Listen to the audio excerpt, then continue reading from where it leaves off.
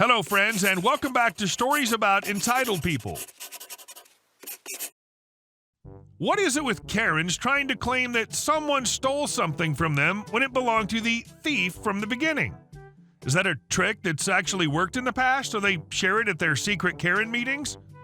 But before we begin, best way to support our channel is to leave comments, like, and subscribe with the turned-on bell so you don't miss the new video every single day. Wild Karen attacks me and tries to take my keys. This story happened to me a couple of days ago. I was at my house when my mother told me to go shopping. I live in Peru, so there's a mandatory quarantine and there aren't many cars on the streets because of that.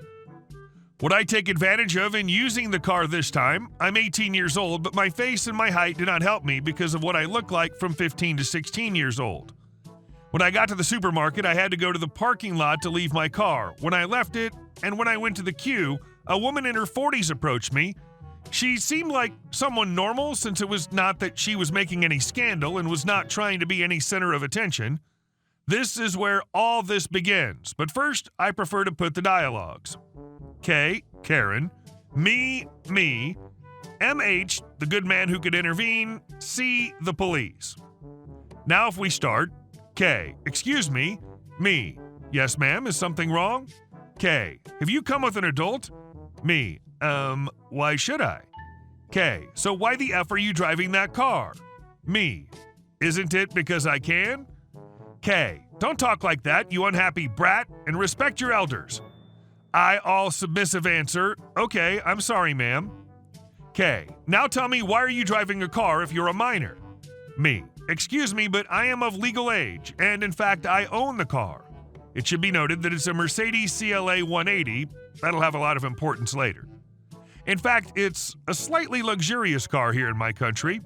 K, I don't believe you. So give me the keys now until your parents come and pick you up from the police station.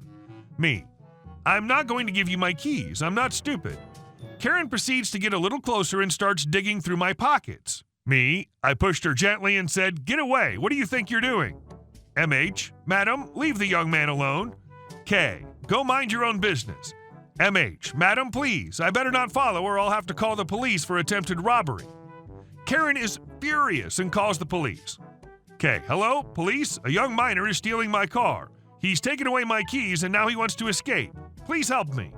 Me, what the hell? K, now you'll have to give me those keys or I'll have you arrested. Me, it shows that this woman is stupid because I have all the papers in the car and I also have a witness, but I want to play along. No problem, ma'am. I'll wait until the police arrive. Seriously, I'm hungry. K, boy, you better give me the keys right now and then everything is resolved. Me, I prefer to wait. 10 minutes later, a police car arrives. Cop, is there a problem here? K, yes, sir. This boy stole my keys and now he wants to run away.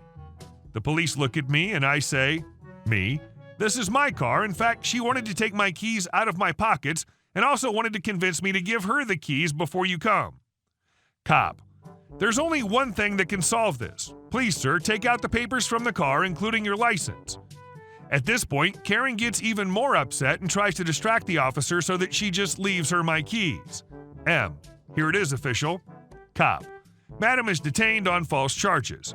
Hearing this, my face was left with a big smile, but I preferred to stay as serious as I could. K, this is not real. It is false. Karen pounces on me and hits me pretty hard in the face, and as I was caught off guard, I fell to the ground. Me, what the hell is happening? K, you are a child. It's impossible that you have such an expensive car. That's where everything was ruined, and Karen proceeds to scratch the paint. Cop grabs her arms and handcuffs her. Cop, sir, do you want to press charges? Me, yes, please. Basically, that's my story is the car has a scratch on its back, but after that, everything is fine. I'm just going to the middle of the process, so I'm missing a bit to go to trial. Wish me luck. And our second story. A tale of hurricanes, phantom managers, and why I will never work retail again, ever. Fall of 2012, I had just moved back to New York after a couple of years on the West Coast. I was in the process of renewing my certifications and needed a part-time job. I called a friend that I used to work for and asked him if he needed any managers for any of the company's seasonal stores. He said, sure. I came in for an interview with another manager and was told I'd be the store manager for the season at X dollars an hour. I show up to the store and it ends up turning out that I'm no longer the store manager. They, not my friend, others in the company jockeying for management positions, renegotiated things in my contract without my consent, so I was now the assistant manager working for X dollars minus 4 an hour. At the time, I didn't really care because all I needed was side work while I was recertifying, and I'd finish up in December and move on to other things. Late October comes around and Hurricane Sandy's bearing down on us. After unsuccessfully attempting to get guidance from the store manager, who doesn't own a cell phone, the MP who could never be reached, and corporate, who doesn't care if the world is ending, the store stays open, I evacuated my employees and told them to go get as much gas as they could, stock up on non-perishables and water, and be safe. After my experiences with Hurricane Katrina and my career in disaster response, I wasn't about to put them in that kind of danger over a retail job. Hurricane Sandy makes landfall and everything goes to hell. There's absolutely no gas anywhere, the roads are barely passable, and there's looting going on right down the street. I get a message from the MP that I have to go check on the store. I argued that getting there would be hazardous and there's a chance I could get stranded somewhere if I waste gas. Apparently those excuses weren't good enough and she couldn't get a hold of the store manager. Surprise. My last message was that I would be billing the company for the time it took to get from my house to work for any other expenses and any damage to my vehicle incurred for this trip. I reached the store manager, who fell off the face of the earth, has apparently been in because I came back and the door is unlocked with the gate down.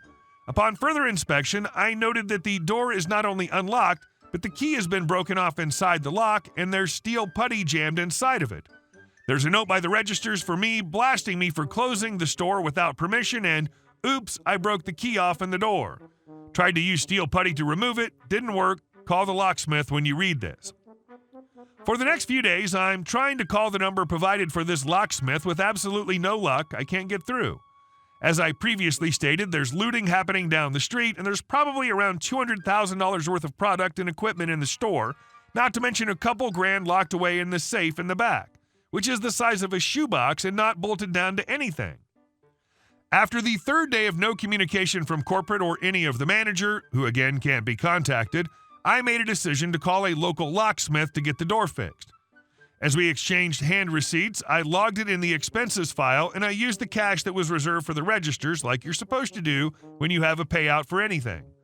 The front door's repaired, the product is finally secure after days of not being secure, and I go home after making sure everything else was squared away. A week or so later, we get calls that we're supposed to return to work. Mind you, there's a severe gas shortage and no public transportation in a lot of areas. There are also no customers because of those facts. I come in and here's the store manager and the MP. They slam me for sending the employees home before the hurricane hit and then for paying a locksmith to fix the door that the manager broke and conveniently vanished after doing so. When I asked what I should have done, I was told that I should have stayed with the store until the lock situation was resolved, even though I was also the night manager for a Red Cross shelter who was helping people who'd walked 10 to 15 miles in the dark and the cold to find someplace safe to sleep with their kids, as well as people who had severe medical conditions. That's right, they wanted me to sleep there while people were smashing in windows and stealing crap. They also said they had to write me up as well. I was as professional as I could be when I told them that there was a month left to my contract. I'd finish it out and then never apply to that company again or recommend it for anything. I also told them that I would absolutely not agree to sign any sort of written disciplinary action, and if they attempted to file one without my signature, I'd be including a rebuttal that involved how they were out of contact with me and refusing to give me guidance during an emergency situation, which led to the situations they described. There was a lot of silence between the store manager and I for those few remaining weeks, but the level of complete disregard and ineptitude was astounding, and I couldn't care less how much of an awkward environment it created. You know what stories like this, where I wish we didn't have anon rules? This store does not deserve anyone's patronage. And our last story. I'm not going to obey the homeowners association.